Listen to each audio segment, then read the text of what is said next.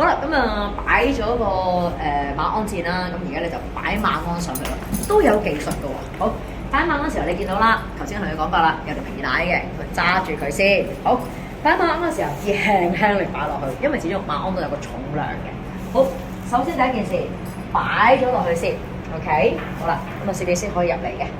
可以入嚟呢度影，係啦。好，擺咗落去之後，然後我哋咧會即刻走去另外嗰邊，就將嗰條肚帶擺咗落嚟先。係啦，唔好將啲嘢攝嚟攝去。擺完之後，有冇見到？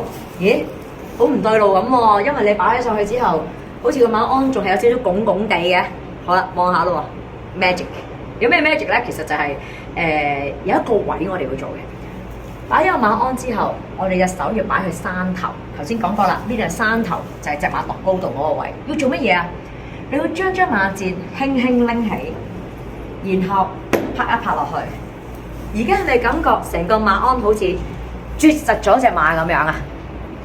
係啦，咁你而家擺好咗個位啦。